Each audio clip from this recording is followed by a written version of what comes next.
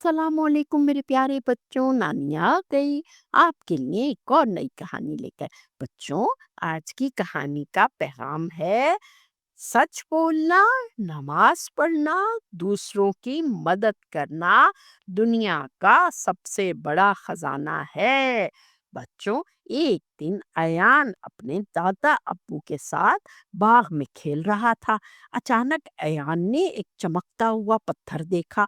वो दौड़कर वो पत्थर उठाकर दादा अब्बू के पास ले आया और कहा, दादा अब्बू, मुझे खजाना मिल गया।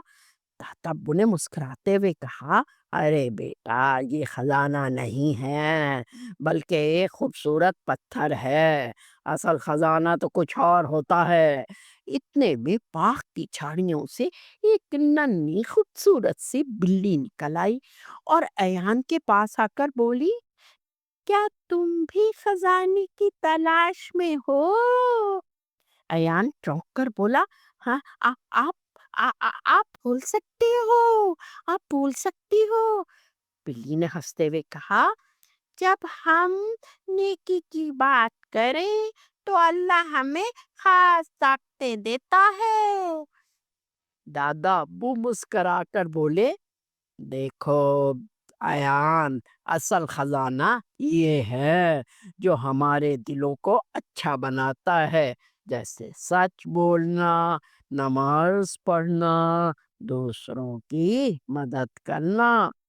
बिल्ली ने कहा, हाँ, मैं भी रोज अपने दोस्तों की मदद करती हूँ, चूहे बांटती हूँ और कभी कभी तो फल भी लाकर उन्हें देती हूँ। मेरा यही खजाना है। आयान ने खुश होकर कहा, फिर तो मैं भी रोज ऐसे खजाने जमा करूंगा। अगले दिन अयान ने फजर की नमाज पढ़ी, अम्मी की मदद की, बहन को पानी पिलाया और बच्चों अपने दोस्तों में खिलौने भी बांटे।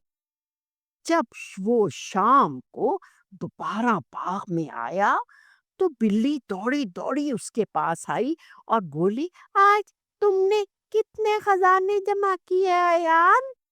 अयान ने मुस्कुराकर कहा, नमाज, सच, खिदमत और मोहब्बत, यही मेरे खजाने हैं।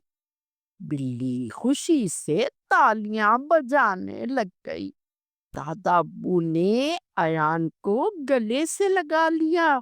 माशाल्लाह, माशाल्लाह, तुम्हें इतने खजानों से अल्लाह ने नवाजा। बिल्ली ने कान हिलाते हुए कहा, आओ हम दोनों खजाने वाले दोस्त बन जाते हैं।